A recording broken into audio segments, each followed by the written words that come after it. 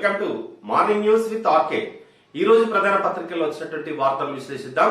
దాదాపు అన్ని పత్రికల్లో కూడా కేసీఆర్ నిన్న అసెంబ్లీలో మాట్లాడినటువంటి మాటలే ప్రధాన ఐటమ్ గా రావడం జరిగింది. కేంద్ర ప్రభుత్వం తెలంగాణను ఒక చిన్న చూపు చూస్తుందనేటువంటి విధంగా కేసీఆర్ మాట్లాడడం జరిగింది. మరోవైపు పండోరా పేపర్ లీక్స్ ప్రధాన అంశంగా ఇవాళ కేంద్రంలో ప్రధాన అంశంగా ఉంది. అన్ని రంగాలకు సంబంధించినటువంటి పారిశ్రామికవేత్తలు, క్రీడాకారులు పన్ను ఎగవేసి విదేశాల్లో పెట్టుబడులు పెట్టారు. ఇక్కడ మాత్రం ఐపీ పెట్టినటువంటి అనిల్ అంబానీ విదేశాల్లో చాలా బిజినెస్ చేస్తున్నారు అనేటువంటి విశేషాలతోటి పండోరా లీక్ చేసినటువంటి వార్త అదొక వైపు. ముందుగా నమస్తే తెలంగాణ పత్రికలో వచ్చినటువంటి వార్తలు చూద్దాం. సూర్యాపేట తాపం తగ్గించిన హరితం. 2014 ముందు అటవీ విస్తీర్ణం 1%. 2021లో జిల్లాలో అడవులు 10.8%. 2016లో జిల్లాలో గరిష్ట ఉష్ణోగ్రత 50. 2019 తర్వాత ఎన్నడూ 44 డిగ్రీలు దాటలేదు. జిల్లాలో హరితహారం ఫలాలు ఏటికేడు పెరుగుతున్న పచ్చదనం, 6 డిగ్రీల మేర తగ్గిన ఉష్ణోగ్రతలు, అడవులను తలపిస్తున్న పల్లెలు, 7 విడతల హరితహారంలో 20 కోట్ల మొక్కలు పెంపకం. హరితనిధికి గజ్వెల్ నేతల విరాళం 3,30,000 అంటే 3,30,000. సూర్యాపేట జిల్లా నేరేడుచర్ల మండలం పెంచికల్ దిన్నెలో పల్లె ప్రకృతి వనం. ఇక్కడ పల్లె ప్రకృతి వనం ఫోటో చూడొచ్చు. మొత్తం తెలంగాణ వ్యాప్తంగా ప్రతి గ్రామంలో కూడా ఈ పల్లె ప్రకృతి వనాలను ఏర్పాటు చేసిండు.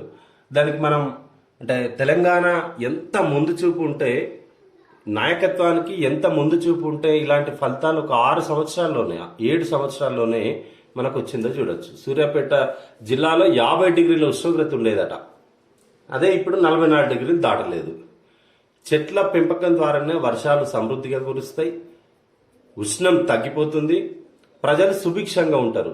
అందుకే అది ముందు చూపు ఉన్నటువంటి నాయకత్వం కేసీఆర్ కాబట్టే ఇవాళ ఈ ఫలాలు రేపు రాష్ట్ర వ్యాప్తంగా ఈ ఫలాలు అందబోతుంటాయి. పద్మాలు ఇవ్వరా, ఇక్కడ కళాకారులు ప్రముఖులు లేరా, మా దగ్గర అర్హులైన వారు లేరా, తెలంగాణపై ఎందుకింత వివక్ష, ప్రతిపాదనలు ఇచ్చి విసిగొచ్చింది, పంపాలనా వద్దా అని మోదీనే అడిగినా ఎయిర్ స్ట్రిప్లు అడిగినా ఇవ్వడం లేదు, వాటి ఖర్చు భరిస్తామన్న స్పందన లేదు. అసెంబ్లీలో సీఎం కేసీఆర్ ఆవేదన.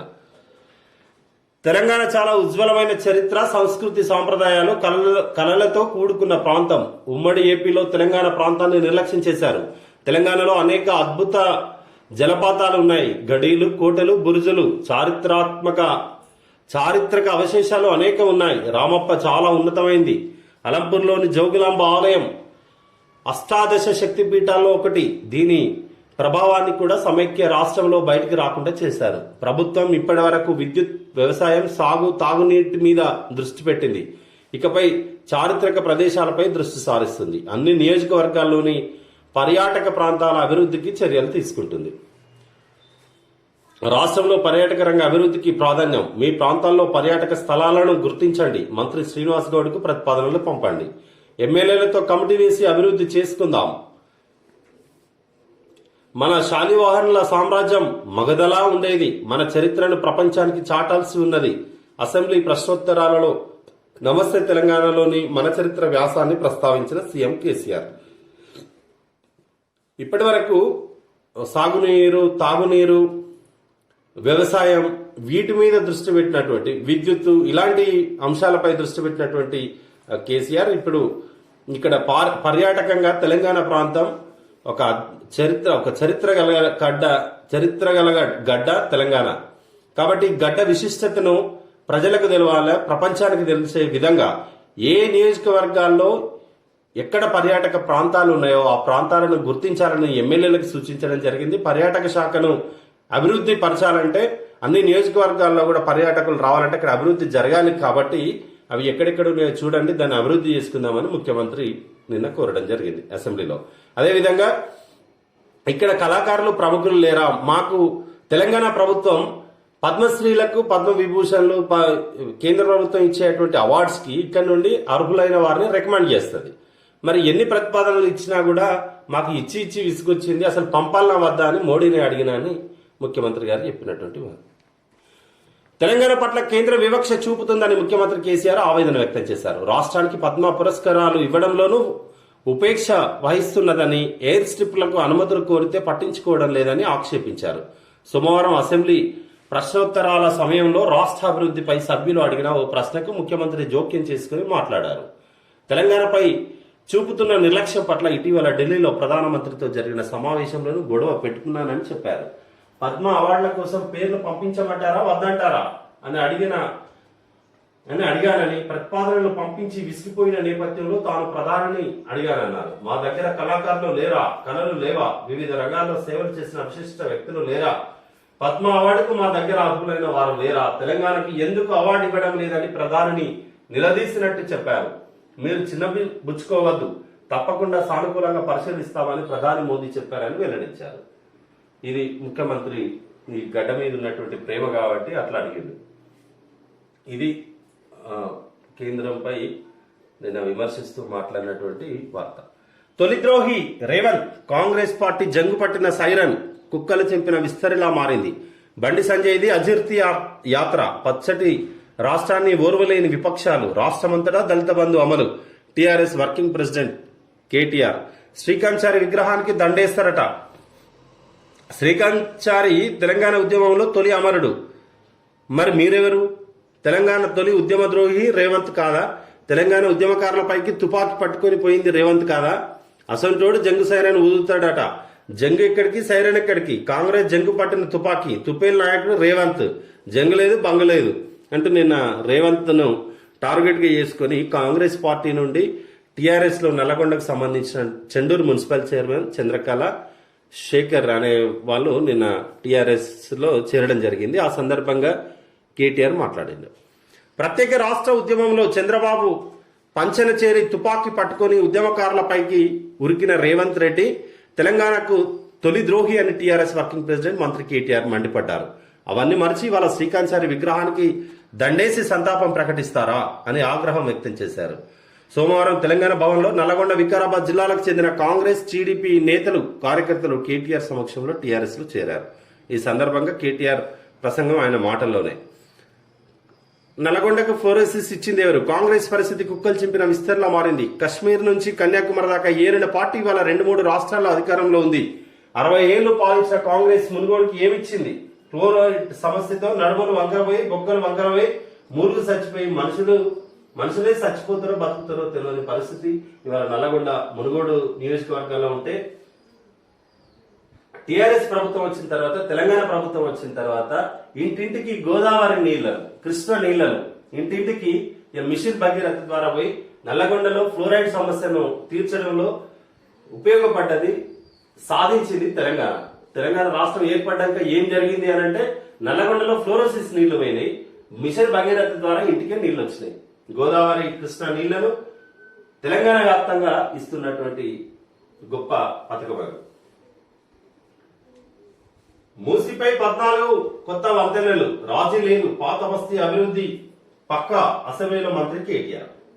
చలానా వేసినందుకు సన్మానం, నిజాయితీగా పనిచేసే వారికి అండగా ఉంటాం. కేటీఆర్. రాంగ్ రూట్ లో వాహనం వెళ్లినందుకు ఫైన్ చెల్లింపు. కేటీఆర్ వాహనానికి ట్రాఫిక్ ఎస్ఐ, కానిస్టేబుల్ ఫైన్ వేసిండు. వేస్తే వారిని పిలిచి సన్మానం చేసిండు. అది నాయకుడికి ఉండాల్సినటువంటి లక్షణం అది. ఇక్కడ ఒక వార్త. హరిత సైన్యం కోసం 4 కోట్లతో నిధి. అటవీ రక్షణకు సర్కారు వ్యూహం. చెట్ల నరకవేత, అటవీ నేరాలపై సమాచారం ఇచ్చే వారికి ప్రోత్సాహం. అటవీ రక్షణకు ప్రొటెక్షన్ కమిటీలు, ఫారెస్ట్ వర్క్ షాప్ లో మంత్రి ఇంద్రకరణ్ రెడ్డి గారు హరిత సైన్యం కోసం ఒక 4 కోట్లతో ఒక నిధి పెడతారట.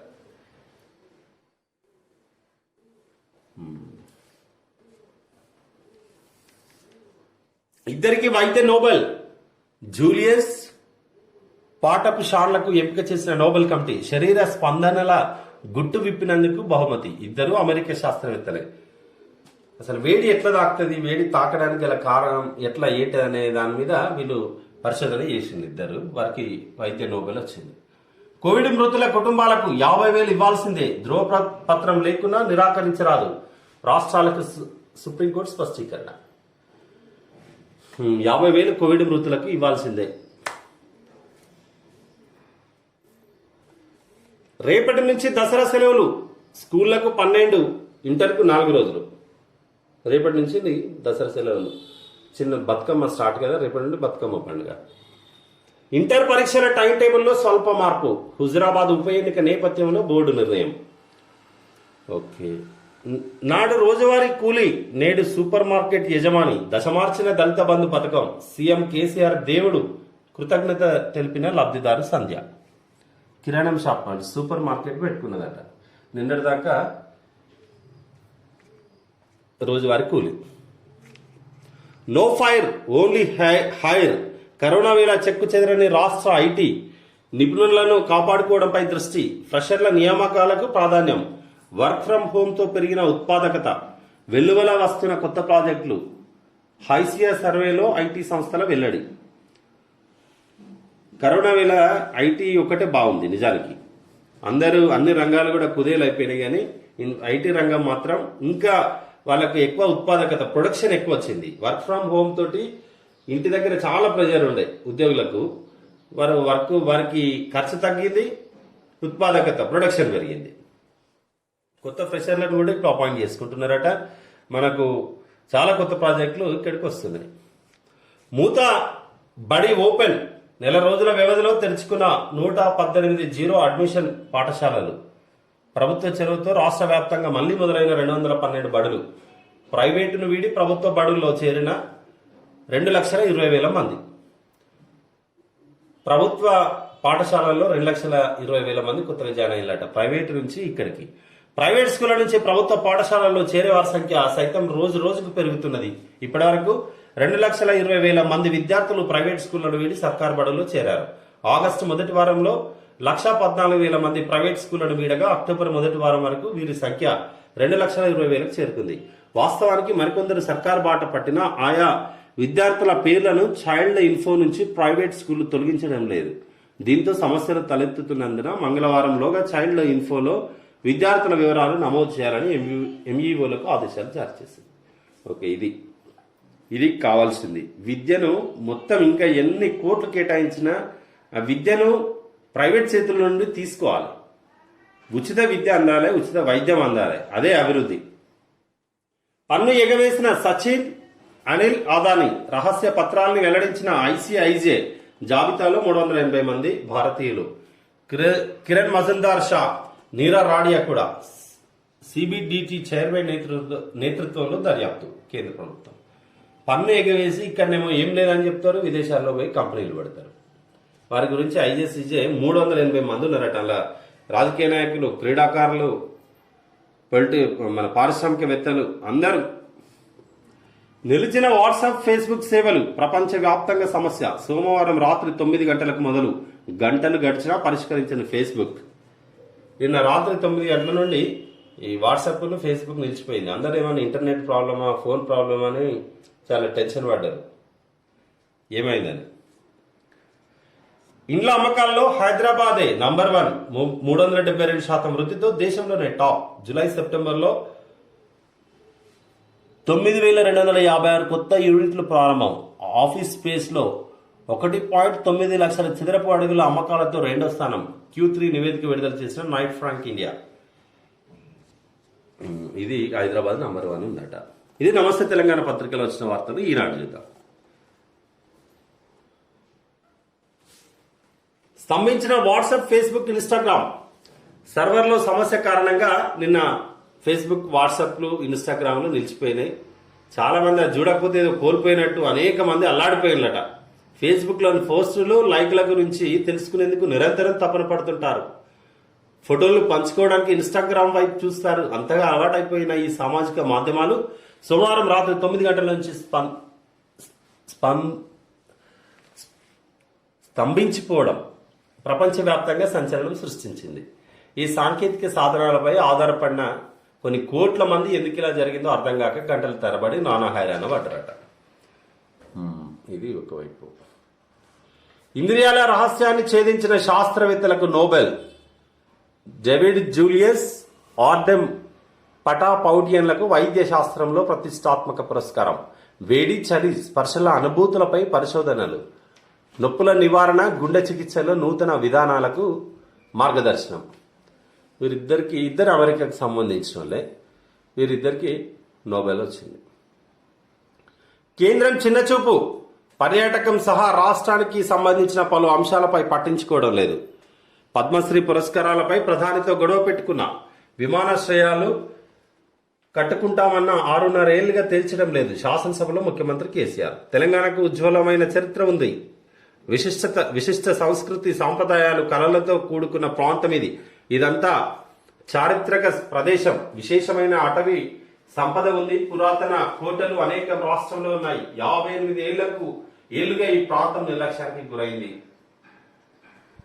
అని నిన్న అసెంబ్లీలో చాలా ఎమోషనల్ గా బాగా మాట్లాడాడు కేసీఆర్. దసరా బాధుడి షురు. ఆర్టీసీ ప్రత్యేక బస్సుల్లో 50% పెంపు. ప్రైవేట్ లోనూ భారీగా వడ్డన. దసరా పండుగ వచ్చిందంటే ఇక ప్రైవేట్ ప్రభుత్వం ఆయన్ని బాధుడే ప్రజల్ని. 50% ఆర్టీసీలోనే పెంచిండు. ప్రైవేట్ వాడు 100% తీసుకుంటాడు. దసరా టికెట్ల బాధుడు మొదలవుతుంది. ప్రైవేట్ ట్రావెల్ ఆపరేటర్లు భారీగా ధరలు పెంచుతున్నారు. ఆర్టీసీ ప్రత్యేక బస్సులు, అందులోనూ రిజర్వేషన్ సౌకర్యం ఉన్న సర్వీసులో 50% అదనంగా వసూలు చేస్తుంది. 6వ తేదీ నుంచి విద్యా సంస్థలకు దసరా సెలవులు ప్రకటించడంతో ఇటు ఆర్టీసీ అటు ప్రైవేట్ ట్రావెల్స్ కూడా వేల సంఖ్యలో సర్వీసులు సిద్ధం చేస్తున్నాయి. తెలంగాణ ఆర్టీసీ ఈ నెల 8 నుంచి 15వ తేదీ వరకు ప్రత్యేక బస్సులను నడపాలని నిర్ణయించింది.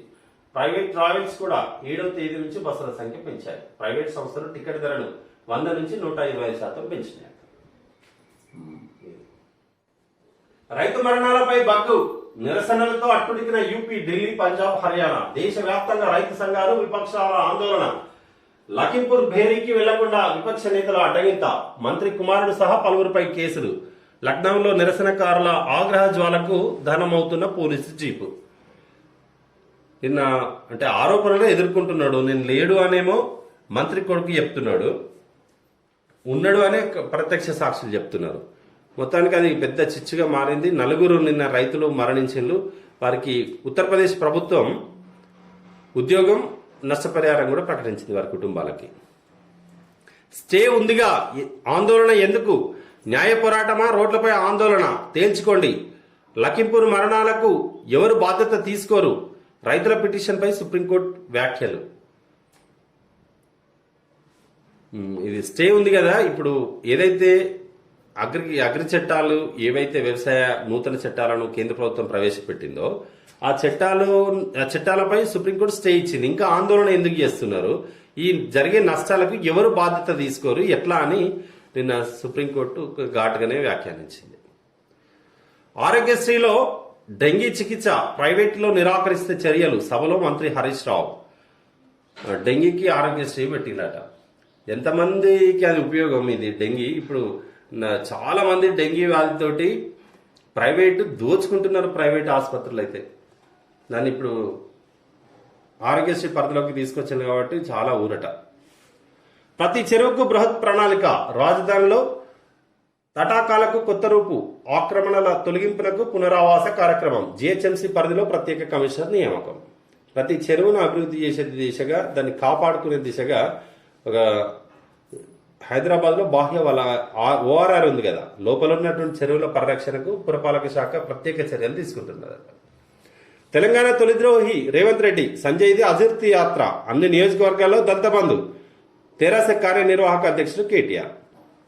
నిన్న మాట్లాడుతూ కేటీఆర్ ఇటు బీజేపీ అటు కాంగ్రెస్ ను గట్టిగానే అరుచుకున్నాడు. నిన్న మొత్తం ఎక్కువ రేవంత్ రెడ్డిని టార్గెట్ గా చేసి మాట్లాడిండు. అదేవిధంగా సంజయ్ది అట అజీర్తి యాత్ర అట, అంటే తిన్న అరగకి చేసే యాత్ర అన్నట. దళిత బంధును అన్ని నియోజకవర్గాల్లో వేస్తారట. ఓకే. 2023లో తెరాసను ఢీకొట్టేది భాజపానే. సంజయ్ పాదయాత్రతో ప్రజల్లో విశ్వాసం. పార్టీ రాష్ట్ర పదాధికారుల సమావేశ అభిప్రాయం. ఈటెల గెలుపునకు కృషి చేయాలన్న బండి. 2023లో టీఆర్ఎస్ వర్సెస్ బీజేపీ ఉంటుందనేది బీజేపీ రాష్ట్ర పదాధికారుల సమావేశంలో బండి సంజయ్ విశ్వాసం వ్యక్తం చేసిందట. ప్రజల్లో కూడా అదే ఉందని చెప్పి పాదయాత్రలో తెలుసుకున్న విషయాన్ని మిగతా వారికి చెప్పిండు. తెలంగాణ గ్రామీణంలో 57.4% ఓబీసీలే. ఇది జాతీయ సగటు కంటే ఎక్కువ. కేంద్ర సర్వేలో వెల్లడి. తెలంగాణలో ఉన్నటువంటి గ్రామీణ ప్రాంతాల్లో 57.4% బీసీ సామాజిక వర్గానికి సంబంధించిన వాళ్ళే ఎక్కువ ఉన్నారని, ఇది జాతీయ సగటు కంటే ఎక్కువ అని కేంద్ర సర్వేలో వెల్లడైందట. ఇది ఈనాడులో వచ్చిన వార్తలు. ఇప్పుడు ఆంధ్రజ్యోతి చూద్దాం. వేడి స్పర్శను గుర్తించే గ్రాహకాల గుట్టురట్టు చేసిన ఇద్దరికి వైద్య నోబెల్. పచ్చిమిర్చి పంటను గుర్తించే TRPV1 గ్రాహకాన్ని గుర్తించిన అమెరికన్ ఫిజియాలజిస్ట్ డేవిడ్ జూలియస్, స్పర్శ ఒత్తిడికి కీలకమైన జన్యువును గుర్తించిన లెబనీస్ అమెరికన్ న్యూరో సైంటిస్ట్ ఆర్డమ్ పటాపౌటియన్ వారి పరిశోధన ఫలితాలతో దీర్ఘకాలిక నొప్పి, హృద్రోగాల వంటి వాటికి చికిత్సలు రూపొందించే ఛాన్స్ నోబెల్ కమిటీ. ఓకే. కేంద్రం నిర్లక్ష్యం తెలంగాణ విషయంలో అదే నిజం. ప్రధానిని హోంమంత్రిని కలిసినప్పుడు ప్రస్తావించా. పద్మశ్రీ ప్రతిపాదనలు పంపాలా వద్దా అని అడిగా. తెలంగాణ ఉజ్వలమైన అద్భుతమైన చరిత్ర. 58 ఏళ్ల సమైక్య పాలనలో వీటిని పట్టించుకోలేదు. ఎమ్మెల్యేలు తమ ప్రాంతాల విశిష్టతలను గుర్తించండి. పర్యాటక మంత్రికి వాటిపై వినతి పత్రాలు ఇవ్వండి. వాటిని క్రోడీకరించి అభివృద్ధికి చర్యలు చేపడదాం. శాసనసభలో ముఖ్యమంత్రి కేసీఆర్ వ్యాఖ్యలు. తెలంగాణపై కేంద్ర ప్రభుత్వం చాలా నిర్లక్ష్యంగా వ్యవహరిస్తుందని సీఎం కేసీఆర్ అన్నారు. పద్మశ్రీ అవార్డు ప్రతిపాదనల విషయంలో గానీ, పర్యాటక ప్రాంతాలకు సహకరించే విషయంలో గానీ పట్టించుకోవడం లేదని ఆరోపించారు. ఇటీవల ప్రధాని మోదీ హోంమంత్రి అమిత్ షాను కలిసినప్పుడు ఇదే విషయాన్ని ప్రస్తావించానని, పద్మశ్రీ అవార్డు ప్రతిపాదనలు పంపాలా వద్దా అని అడిగానని చెప్పారు. నిన్న ముఖ్యమంత్రి మాట్లాడుతూ, ఇది మాకు తెలంగాణ ప్రాంతంలో కవులు కళాకారులు ఎంతో మంది ఉంటారు, గొప్ప చారిత్రక నేపథ్యం ఉంది, ఇక్కడ వారికి ఎందుకు ఇవ్వరని గట్టిగానే అడిగినా అని నిన్న చెప్పడం జరిగింది. కారు గుర్తుతో గెలిచినా, కార్వాన్లో గెలిచినా వివక్ష లేకుండా అభివృద్ధి, హిందూ ముస్లిం తేడా లేకుండా నిధులు. పాత బస్తీ అభివృద్ధికి 14,897 కోట్లు ఖర్చు. కాంగ్రెస్ 10 ఏళ్లలో 3,934 కోట్ల ఇచ్చింది. చార్మినార్ సుందరీకరణకు మరో 100 కోట్లు. శాసనసభలో పాత బస్తీపై చర్చలో కేటీఆర్. కారు గుర్తుతో గెలిచినా, కార్వాన్లో గెలిచినా ప్రాస బాగుంది. వివక్ష లేకుండా అభివృద్ధి అని కేటీఆర్ చెప్పడం జరిగింది. ఇప్పటికీ పాత బస్తీ అభివృద్ధికి 14,897 కోట్లు ఖర్చు చేసిందట. అదే కాంగ్రెస్ 10 ఏళ్లలో 3,934 కోట్లే ఇచ్చింది అని నిన్న అసెంబ్లీలో చెప్పింది. ముస్లింలు మొక్కల కంటే హీనమా? హరితహారానికి 6,559 కోట్లు ఖర్చు చేస్తే మైనారిటీ సంక్షేమంపై మాత్రం చిన్న చూపే. కేటాయించిన బడ్జెటే ఖర్చు పెట్టడం లేదు. నేను ఎంతకాలం బతుకుతానో తెలియదు. ముస్లింల సంక్షేమంపై ప్రశ్నిస్తూ ఉంటా. అక్బరుద్దీన్ ఓవైసీ. సరే, మొక్కలది వేరు, ముస్లింది వేరు. అక్కడ బడ్జెట్ దానికి ఎక్కువ పెట్టింది కాబట్టి దాన్ని ముస్లింలకి పోల్చాల్సిన అవసరం లేదు. దాని ప్రయారిటీ దాంది, మీ ప్రయారిటీ మీది. అయినా ముస్లింలు అంటే టీఆర్ఎస్ ప్రభుత్వానికి వివక్ష అనేది ఎప్పుడు ఉండదు. టీఆర్ఎస్ ప్రభుత్వం అన్ని వర్గాలను కూడా సమానంగా చూస్తున్నట్టు మనం తెలుసుకోవచ్చు. WhatsApp, Facebook, Instagram down. సోమవారం రాత్రి 9 నుంచి అంతరాయం. వినియోగదారుల నుంచి ఫిర్యాదుల వెలువ. ట్విట్టర్ వేదికగా వివరణ ఇచ్చిన కంపెనీలు సేవలను పునరుద్ధరిస్తామని రాత్రి 9:37 ప్రకటన. గంటలు గడిచినా అదే మొరాయింపు. ఫేస్బుక్ వెబ్ పేజీల్లో DNS ఎర్రర్. నిన్న ప్రపంచవ్యాప్తంగా ఈ పరిస్థితి వచ్చింది. వాట్సాప్, ఫేస్బుక్, ఇన్స్టాగ్రామ్ అన్నీ కూడా ఆగిపోయినాయి. కేంద్ర మంత్రి కుమారుడు ఆశిష్ పై కేసు. లఖింపూర్ ఖీరీ హింసలో ఇరు వర్గాలపై ఎఫ్ఐఆర్లు. ఘటనపై హైకోర్టు రిటైర్డ్ న్యాయమూర్తితో విచారణ. మృతి చెందిన 4 రైతు కుటుంబాలకు 45 లక్షల చొప్పున పరిహారం. కుటుంబ సభ్యుల్లో ఒకరికి ప్రభుత్వ ఉద్యోగం. గాయపడ్డ వారికి 10 లక్షలు. యూపీ సర్కార్ వెల్లడి. నేను కారులోనే లేను ఆశిష్ మిశ్రా. ఆశిష్ అక్కడ ఉంటే చంపేసేవారే. లఖింపూర్ ఘటనలో ఖలిస్తానీ హస్తం అజయ్ మిశ్రా. కేంద్ర మంత్రి. విపక్ష నేతల్ని ఎక్కడికక్కడ నిర్బంధించిన పోలీసులు. ఇక్కడ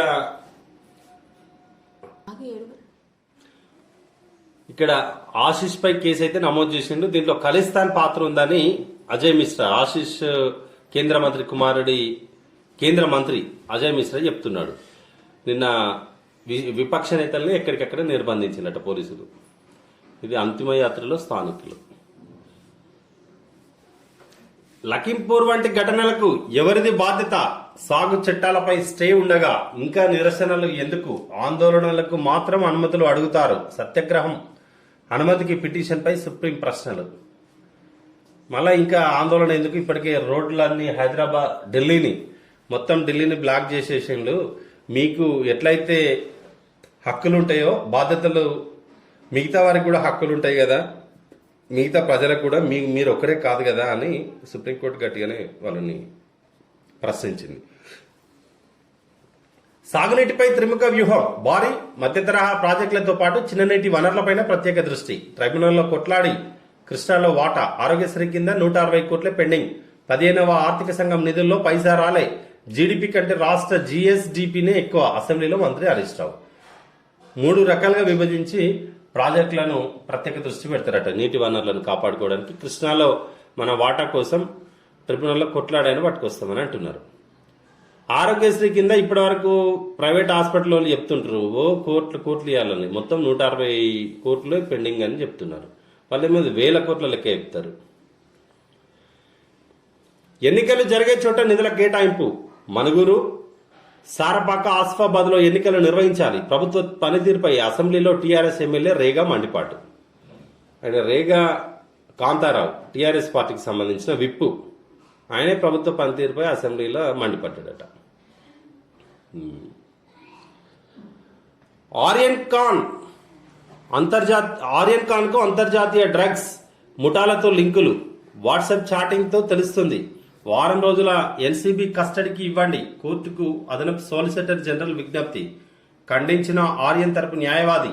బెయిల్ కోసం విజ్ఞప్తి తిరస్కరించిన కోర్టు. 3 రోజుల ఎన్సీబీ కస్టడీకి అనుమతి. మత్తు పార్టీ నౌకపై మరో 8 మంది అరెస్ట్. ఈ కేసులో 17కు చేరిన అరెస్టులు. ఈయన అంతర్జాతీయ డ్రగ్స్ ముఠాలతో లింకులున్నాయి, డ్రగ్స్ వ్యాపారం చేస్తున్నాడు అని నేను ఆర్యన్ ఖాన్,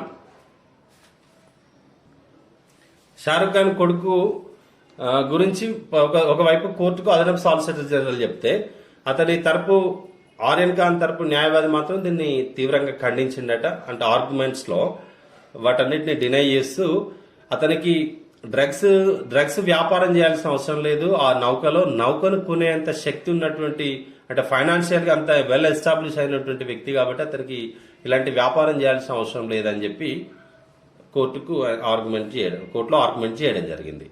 దీంట్లో మరొక 8 మందిని కూడా ఈ కేసులో అరెస్ట్ చేసిందట. ఓకే. అన్న ఆదాని, తమ్ముడు అంబానీ అంతా పండోరా పేపర్స్ తాను ముక్కలే. ముఖేష్ అంబానీ తమ్ముడు అనిల్ కు 18 విదేశీ కంపెనీలు. గౌతమ్ ఆదాని అన్నకు బ్రిటిష్ వర్జిన్ ఐలాండ్ లో కంపెనీ. సచిన్ అతడి భార్య మామలకు విదేశీ కంపెనీలో షేర్లు. పనామా లీకేజ్ తర్వాత చాప చుట్టేసిన సదరు కంపెనీ. గాంధీ కుటుంబానికి సన్నిహితుడైన కెప్టెన్ సతీష్ శర్మ పేరిట న్యూజిలాండ్ లో 2 ట్రస్టులు, భారీ లావాదేవీలు. బాలీవుడ్ దిగ్గజం జాకీ ష్రాఫ్ పేరు పండోరా పత్రాల్లో. ఇక్కడ దోచుకోండి, అక్కడ దాచుకోండి. ఇది వీళ్ళ కథ. అన్న ఆదాని, తమ్ముడు అంబానీ. అంబానీలు ఇప్పటికీ దేశం మొత్తం వాళ్ళ గుప్పిట్లోకి తీసుకున్నారు. ఈ అనిల్ అంబానీ అంటేనే ఇక్కడ మొత్తం నాకు అసలు అడ్వకేట్ ఫీజు చెల్లించడానికి కూడా డబ్బులు లేవని కోర్టులో చెప్పి విదేశాల్లో మాత్రం ఆయన కంపెనీలు పెట్టుకున్నాడట. 18 విదేశీ కంపెనీలు ఉన్నాయట అతనికి. ఇది వాళ్ళ కథ. వాళ్ళ మీద ఇప్పుడు central board of direct taxes CBDT వారు ఒక కమిటీ వేసి ఆ చైర్మన్ ఆధ్వర్యంలోనే వారి మీద విచారణ కొనసాగుతుందట. హెచ్ఎండిఏ హ్యాకింగ్ పై సిబిఐ విచారణ జరపాలి. నాకు క్వార్టర్ కేటాయించండి. శాసనసభ స్పీకర్ కోరిన రేవంత్. ప్రియాంక అరెస్ట్ దుర్మార్గం. పరామర్శకు వెళ్తున్న వారిని అరెస్టు చేస్తారా? మోదీ సర్కార్ది నిరంకుశత్వం. రేవంత్. రాష్ట్ర వ్యాప్తంగా కాంగ్రెస్ నేతల ఆగ్రహం. బీజేపీ రాష్ట్ర కార్యాలయం ముట్టడికి ప్రయత్నం. ఈయనకు రేవంత్ రెడ్డి గారు కూడా ఒక క్వార్టర్ కేటాయించాలని శాసనసభ స్పీకర్ ను కోరిందట. అదేవిధంగా హెచ్ఎండిఏ హ్యాకింగ్ పై సిబిఐ విచారణ జరపాలని డిమాండ్ చేసింది. పండుగ ముందు వేతనాలు ఆలస్యమేనా? రాష్ట్రంలో ప్రభుత్వ ఉద్యోగులు, పింఛనుదారుల ఆవేదన. ఇప్పటికీ 7 జిల్లాల వారికే జీతాలు. ప్రభుత్వ ఉద్యోగులు, పెన్షనర్లకు వేతనాలు, పింఛన్ల చెల్లింపులో ఈసారి కూడా జాప్యం చోటు చేసుకుంటుంది. అతిపెద్ద పండుగైన దసరా ముందు కూడా ఆలస్యంగా ఇవ్వడంపై ఉద్యోగ వర్గాల్లో ఆగ్రహం వ్యక్తమవుతుంది. రాష్ట్ర రాబడి పెరిగినందున ఈసారైనా 1వ తేదీన చెల్లిస్తారా అనుకుంటుంటే 4వ తేదీ నాటికి కూడా 7 జిల్లాల వారికే ఇచ్చారని వారు మండిపడుతున్నారు. దశల వారి బదులు అందరికీ ఒకేసారి 1వ తేదీన ఎందుకు చెల్లించడం లేదని ప్రశ్నిస్తున్నారట. ఇంతవరకు ఇంకా ప్రభుత్వ ఉద్యోగులకు, ఈ పెన్షనర్స్ కి ఇంకా జీతాలు రాలేదట. విడతలుగా ఇస్తున్నారు. కొంత కరోనా తర్వాత రాష్ట్ర ఆర్థిక పరిస్థితి దెబ్బతిన్నది కదా. కానీ ఈ పండగ కాబట్టి ప్రభుత్వం దాని మీద ముందస్తుగా చర్యలు తీసుకోవాలి, మరి ప్లాన్ చేసుకోవాలి కదా. ఉద్యోగులంతా ఆధారపడేది జీతం మీదనే కాబట్టి. గృహమస్తు గిరాకీ హైదరాబాద్లో 3 పెరిగిన ఇళ్ల విక్రయాలు. మిగతా ప్రధాన నగరాలతో పోలిస్తే అత్యధిక వృద్ధి నమోదు. ప్రీ కోవిడ్ స్థాయికి విక్రయాలు. దేశంలో 8 ప్రధాన నగరాల మొత్తం అమ్మకాల్లో 92% వృద్ధి. జూలై సెప్టెంబర్ త్రైమాసికానికి నైట్ ఫ్రాంక్ నివేదిక విడుదల. హైదరాబాద్ లో ఇండ్ల అమ్మకాలు జోరుగా పెరిగిపోతున్నాయట, 3 పెరిగినాయట గతం కంటే. మిగతా ప్రధాన నగరాలతో పోలిస్తే అత్యధికంగా వృద్ధి హైదరాబాద్ లో ఉంది. ఇది హైదరాబాద్ ఎప్పుడు బ్యూటిఫుల్. 47,000 కోట్లతో అనుమతులు లేని ప్రాజెక్టులు. ఏపీపై కృష్ణా బోర్డుకు తెలంగాణ ప్రభుత్వం లేక కొత్తగా మరికొన్నిటి విస్తరణ. జిల్లేడుబండ ప్రాజెక్టును అడ్డుకోండి. పోతిరెడ్డిపాడు నుంచి అధికంగా నీటిని తరలింపు. ఢిల్లీపై కేంద్ర రాష్ట్ర ప్రభుత్వాలకు హరిత ట్రిబ్యునల్ నోటీసులు. ప్రాజెక్టును ఆపాలన్న ఏపీ పిటిషన్పై విచారణ. ఢిల్లీ ప్రాజెక్టు మీదనేమో నోటీసులు జారీ చేసింది. మనలో అంటే తెలంగాణ ప్రభుత్వం ఏమో కృష్ణా బోర్డుకు ఒక లేఖ రాసింది. ఏపీ 47,000 కోట్లతో అనుమతులు లేకుండా ప్రాజెక్టులు కడుతున్నదని. ఆన్లైన్ బానిసలు. లాక్డౌన్ నుంచి ఆన్లైన్ క్లాసుల నేపథ్యంలో పిల్లల్లో పెరుగుతున్న గేమింగ్ వ్యసనం. తల్లిదండ్రులకు తెలియకుండా గేమ్స్ ఆడుతూ వాటికి బానిసలవుతున్న పిల్లలు, యువత. శారీరక మానసిక ఆరోగ్యంపై తీవ్ర ప్రభావం. పిల్లల మానసిక వైద్య నిపుణుల ఆందోళన. కట్టడికి మార్గదర్శకాలు జారీ చేసిన ఢిల్లీ సర్కార్. ఎప్పుడైతే ఈ లాక్డౌన్ వచ్చిందో, లాక్డౌన్లో ఆన్లైన్ క్లాసులు మొదలైనాయో, పిల్లలు మొత్తం ఈ సెల్ ఫోన్లు, ట్యాబ్లు, కంప్యూటర్లు, ల్యాప్టాప్లు వాటికి అడిక్ట్ అయిపోయింది, బానిసలు అయిపోయింది. ఇక వాటిని చూడకుండా అసలు ఉండలేని పరిస్థితికి వచ్చింది. ఒక్కొక్క పిల్లలు ఎన్ని నిమిషాలు చూస్తున్నారట అంటే, ఒక సర్వే ప్రకారం కోవిడ్ తర్వాత పిల్లలు ఒక రోజులో ఆన్లైన్ గేమ్స్ కోసం వెచ్చిస్తున్న సమయం 218 నిమిషాలు. అంటే దాదాపుగా 3.5 గంటలు. ఒక రోజుకు 3.5 గంటలు స్క్రీన్ చూసుకుంటుంటున్నారు. లాక్డౌన్ సమయంలో మన దేశంలో వివిధ డిజిటల్ పరికరాల్లో డౌన్లోడ్ అయిన ఆన్లైన్ గేమ్ల సంఖ్య 700 కోట్లట. 700 కోట్ల గేమ్స్ డౌన్లోడ్ చేసుకున్నారట. గూగుల్ ప్లే స్టోర్ లో ఉన్న 30 లక్షలకు పైగా యాప్స్ లో ఆన్లైన్ గేమింగ్ యాప్స్ 4,44,226. 30 లక్షల 4 లక్షల చిల్లర ఇవే ఉన్నాయి. 36.5 కోట్లు. 2020లో మన దేశంలో ఆన్లైన్ గేమ్స్ ఆడేవారి సంఖ్య 2018లో ఈ సంఖ్య 26 కోట్లకు చేరింది. 2022 నాటికి ఈ సంఖ్య 51 కోట్లకు చేరుతుందట. ప్రజెంట్ గా ఇప్పుడు 36.5 కోట్ల మంది ఆన్లైన్ గేమ్స్ ఆడతారట. అది వచ్చే సంవత్సరం వరకు 51 కోట్ల కంటే సగం ఆల్మోస్ట్. దేశంలో 100 కోట్ల జనాభా ఉంటే 50 కోట్ల మంది ఆన్లైన్ గేమ్స్ ఆడుకుంటూనే ఉంటున్నారట. అసలు గేమ్స్ విడిచిపెట్టుకుంది. ఇది పిల్లల్లో మానసిక ప్రభావంతో పాటు కళ్ళు, ఐస్ మీద చాలా ఎఫెక్ట్ పడుతుంది. తర్వాత రాబోయే రోజుల్లో కంటి సమస్యలు తలెత్తేటువంటి అవకాశాలు ఎక్కువ ఉంటాయి. కాబట్టి తల్లిదండ్రులు కొంత జాగ్రత్తగా వ్యవహరించాలి. ఏం చేస్తున్నారు అనేది అబ్జర్వ్ చేయాలి. క్లాసులో అయిపోతోటే తీసుకోవాలి.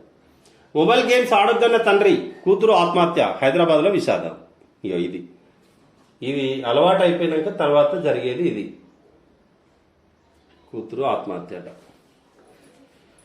డెత్ సర్టిఫికెట్ లో కరోనా అని లేకున్నా కోవిడ్ మృతుల కుటుంబాలకు పరిహారం 50,000 పరిహారం చెల్లించాల్సిందే. రాష్ట్ర ప్రభుత్వాలకు సుప్రీంకోర్టు ఆదేశం. కరోనాతో మరణించిన వారి కుటుంబ సభ్యులు పరిహారం చెల్లింపు విషయంలో సుప్రీంకోర్టు కీలక ఆదేశాలు జారీ చేసింది. కరోనాతో మరణించినట్టు మరణ ధృవీకరణ పత్రాల్లో పేర్కొనకపోయిన ఆ కారణంతో పరిహారాన్ని నిరాకరించవద్దని రాష్ట్ర ప్రభుత్వాలకు సూచించింది. అన్ని రాష్ట్రాలు 50,000 చొప్పున ఎక్స్గ్రేషియా ఇవ్వాల్సిందేనని స్పష్టం చేసింది. ఇది దాంట్లో లేకున్నా కూడా ఇవ్వాలని చెప్పింది. విద్యార్థుల భవితను బలి చేస్తారా? పిటిషనర్ కు 5 లక్షల జరిమానా విధించాలి. నీట్ రద్దు వాయిస్పై సుప్రీంకోర్టు ఆగ్రహం. నీటును రద్దు చేయాలని దాఖలు చేసిన పిటిషన్ మీద సుప్రీంకోర్టు సీరియస్ అయింది. ఇది ఆంధ్రజ్యోతిలో ఉన్నటువంటి వార్తలు. ఇప్పుడు వెలుగు పత్రిక చూద్దాం. వెలుగు పత్రిక వచ్చి 3 ఏళ్ళు అయిందట. మీ ఆదరణతో 3 ఏళ్ల వెలుగు. కంగ్రాచులేషన్స్ వెలుగు టీం. కాక యాదిలో పోరాటమే శ్వాసగా, తెలంగాణమే ధ్యాసగా, గరీబుల గుండె గొంతుకై కడబడి నిలబడిన మహనీయుడు మన కాక. ఇవాళ వెంకటస్వామి జయంతి. ఇప్పుడు వెలుగు పత్రిక వివేక్ వాళ్ళ నాన్న వెంకటస్వామి వాళ్ళ ఫాదర్, ఇతను కార్మిక నాయకుడిగా, కార్మికుల పక్షపాతిగా అనేక మందితో కలిపి ఉద్యమాలు నడిపినటువంటి కార్మికుల పక్షపాతి వెంకటస్వామి. అందుకే ఆయన ముద్దుగా అందరు కాకా అని పిలుచుకుంటారు. అప్పటి 69 తెలంగాణ ఉద్యమం నుండి మొన్నటి తెలంగాణ వరకు అలుపెరిగిన పోరాటమే వెంకటస్వామి గారిది. ఆయన జయంతి ఇవాళ. 2 ఏళ్లలో 29,448 కొలువులు పోయినాయి. కొత్త పోస్టులు వేయకపోగా ఉన్నవి ఊడగొడుతున్న సర్కార్. ఉపాధి ఫీల్డ్ అసిస్టెంట్లతో మొదలైన తొలగింపుల పర్వం. రోడ్డున పడ్డ హార్టికల్చర్ మిషన్ భగీరథ ఉద్యోగులు. స్కూళ్లు, కాలేజీలు ప్రారంభమైన విద్యా వాలంటీర్లు, గెస్ట్ లెక్చరర్లకు నో రెన్యువల్. బడ్జెట్ లేదనే సాకుతో ఉద్వాసన. 29,448 కొలువులు పోయినాయట. అంటే దీనికి ఫీల్డ్ అసిస్టెంట్లు సుమారు 10,000, హార్టికల్చర్ మిషన్ భగీరథ ఉద్యోగులు, విద్యా వాలంటీర్లు అండ్ గెస్ట్ లెక్చరర్స్ వీళ్ళని కలిపితే అప్రాక్సిమేట్లీ 30,000 వరకు అవుతుంది. ఇది 90% ఫీల్డ్ అసిస్టెంట్లు ఎస్సీ, ఎస్టీ, బీసీలే. ఉపాధి హామీ పథకంలో 7,500 మంది ఫీల్డ్ అసిస్టెంట్లు ఉన్నారు. వీళ్ళలో 5,000 మంది 14 ఏళ్లుగా పనిచేస్తున్న వాళ్ళే. రాష్ట్రం వస్తే ఉద్యోగాలు పర్మనెంట్ అయితే అనుకున్నాం. సమస్యలపై సమ్మెకు వెళ్లి కరోనా పరిస్థితులను అర్థం చేసుకుని 10 రోజుల్లోనే విరమించినాం. సమస్యలు పరిష్కరించకపోగా మమ్మల్ని ప్రభుత్వం తొలగించింది. ఫీల్డ్ అసిస్టెంట్లలో 90% మంది ఎస్సీ, ఎస్టీ, బీసీలే. వాళ్ళంతా రోడ్డున పడ్డారు. శ్యామలయ్య ఫీల్డ్ అసిస్టెంట్ల యూనియన్ ప్రెసిడెంట్. వీళ్ళు ఒక సమ్మె చేసిండ్రు ఫీల్డ్ అసిస్టెంట్లు. సమ్మె చేసిన తర్వాత ప్రభుత్వం ఏం చేసింది, మొత్తమే తీసేసింది. సమస్యలు పరిష్కరించాలని సమ్మె చేస్తే సుమారు 12,000 మంది 7,500 మంది ఉంటారట. వాళ్ళు పర్మనెంట్ అవుతుంది అనుకుంటే తీసేసిండ్రు. మిషన్ భగీరథ మొదలైనప్పటి నుంచి ఆ ప్రాజెక్టులో 709 మంది పనిచేసినాం. ప్రాజెక్ట్ మొదలవక ముందుకే సర్వే డిపిఆర్ ప్రిపరేషన్ లోనూ మా కాంట్రిబ్యూషన్ ఉంది. నిరుడు మార్చిలో రెగ్యులర్ చేస్తామని రాతపూర్వక ఆదేశాలు కూడా ఇచ్చిండ్రు. కానీ ఎలాంటి నోటీస్ లేకుండా ఒక్కసారిగా నిరుడు జూలై 1న తీసేసిండ్రు. మమ్మల్ని ఇరిగేషన్ లోనైనా కొనసాగించాలని కోరుతున్నాం. Vinay Kumar mission Bhagiratha work inspector association leader అట.